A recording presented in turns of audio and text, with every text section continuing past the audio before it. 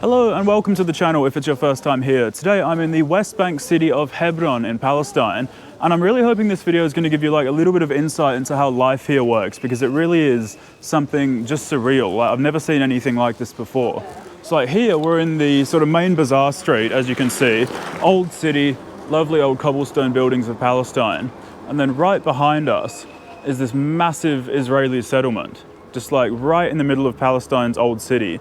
Flags everywhere, security is just nuts, and it's gated off, right? And if you look over that fence there, you can see people are just living there like it's a little enclave, an illegal enclave of Israel.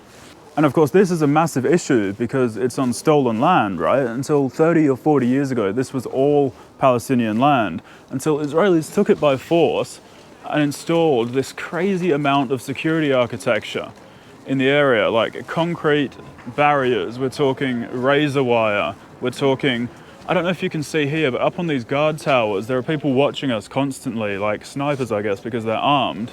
And of course Palestinians aren't allowed in these areas, but the settlers are allowed out. And the people who own shops around here have just been telling me that they're actually very, very aggressive towards Palestinians. Like oftentimes they'll come out, spit on people, assault people, and even try and burn down shops. But the settlements get even weirder, right? Because they sort of border like the main Palestinian bazaar, like you can see here. These are all shops, and then behind it is that gate I just showed you. But if you look here, settlers have sort of taken over the top level of these Palestinian shops and then barricaded Palestinians in with this sort of cage here. So this must be literally like one of the only vertically segregated areas in the world. If we look up here, there's like, I don't know if you can see through that gap, there's a big Israeli flag there. And yeah, it's all caged in. And apparently, oh yeah, it's true as well. Apparently the settlers on the top levels of these illegal settlements just like throw stuff down at Palestinians. You can see there's like fragments of stone, like giant fragments of stone actually, bricks, water bottles and stuff like that.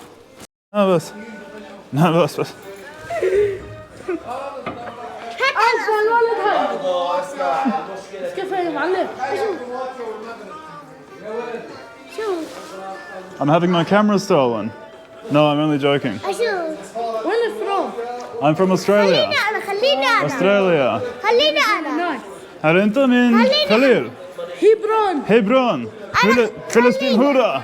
خليني أنا. خليني أنا. أستراليا.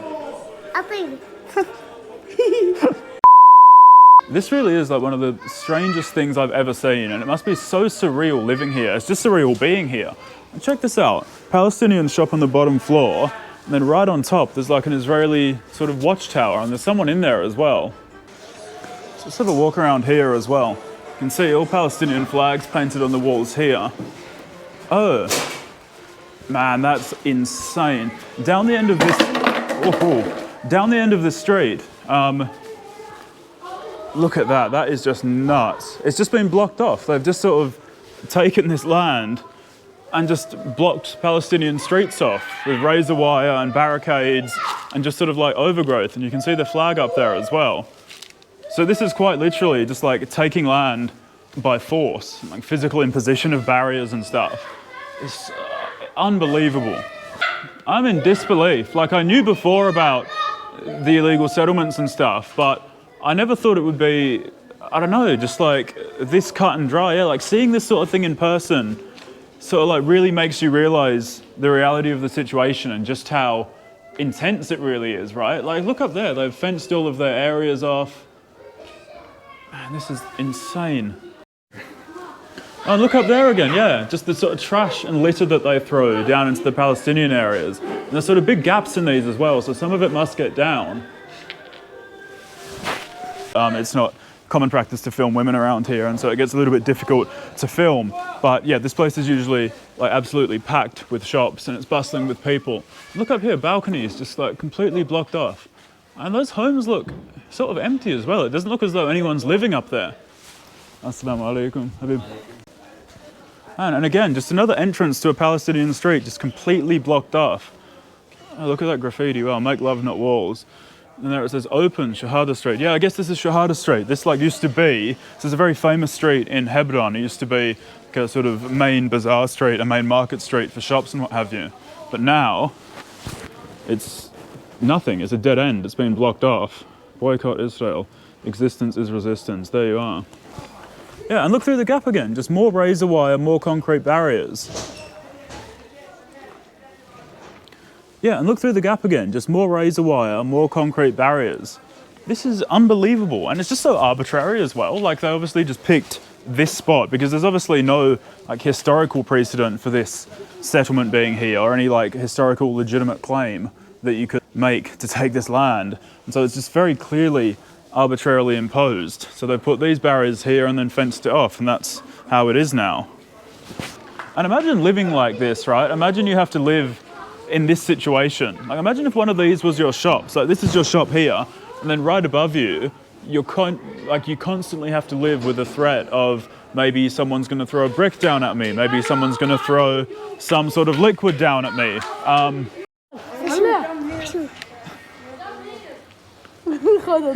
Hello, how are you? I've got a new cameraman I've hired. Habibi! Or even worse, right? You have to live in fear of, I don't know, being shot, because there are literally, as I showed you, guard posts up here, and soldiers do patrol around on these roofs. Like, there could theoretically be a soldier standing right there watching you. The surveillance is just, it's insipid here. It sort of seeps into every part of daily life, as you can imagine, just from seeing these visuals. Yeah, it must be such an awful way to live. I feel so bad for these people. Yeah, life really does balance on a knife edge around here. Like, and imagine this, like they've already taken all of this area on the top and all of this area around here. What's to stop them one day from going, oh, well, I feel like coming down and stealing your shop now, like the bottom level of all this stuff, or, you know, annexing more of this land. Like, you must constantly live in fear of your livelihood being destroyed, or even worse, like your life being taken, right? And that threat isn't made up, right? Like, this is my good friend, Mr. Abu Noor. He owns this shop here on the main market street, right across from the settlements. Like, you literally couldn't be closer. And he has also had some problems, well, some big problems with the settlers in the past. And he's been very kind to offer to walk me through his shop and explain some of the issues he has had. Mr. Abu Noor, you live right across from the settlements. What problems have you had? Anytime, first one, you are welcome. And anytime the Jewish is open this door and make a problem, he speak close the shop. Why, I don't know. Is because if he see a small flaky make a problem for me, and anytime. Because I help family in oil building, he speak, if you help family in oil building, I make a problem and I close the shop. So if they see Alam al-Palestine, they will make a big problem? Yes, yes. Anytime he is, look what is work for me. Yeah, absolutely. Oh, wow. And so this is burnt? They set fire to the shop? Yes, he's black, the shop black. The whole shop is black, and in this time I clean it and book color, but he is fill anything black. He is come. What is this? This is the Jewish put the paper. Oh, wow. In the shop. He speak close because he speak the children boy. He make a problem to the Jewish. He speak close. So the settlers, al-Mustaqinin, put this in your shop? Yes. Wow, he speak, said you have to close. You must close. Close this. Anytime he close. That's unbelievable. Yes. Dude, how insane is that? Like, this shop literally got raided and burnt down. They burnt his shop down, and he's just been showing me, he's got a TV in the back, he's just been showing me like all this photographic evidence of it as well. There's like TV interviews with him, photos of like the charred inside of his shop. It's unbelievable. Yeah, so imagine you are Mr. Abu Noor, and this is your livelihood, right? And your shop is literally like 20, 30 feet away from people who hate you with a passion, who want to harm you, who want to burn your shop down again. Yeah, he has to come into work every day with a fear that, I don't know, today maybe someone's gonna bowl into his shop, burn it down again, or even worse, like harm him physically. It's surreal. Mr. Abu Noor, thank you so much for your stories. I really appreciate it. Thank you. Thank you. Thank you.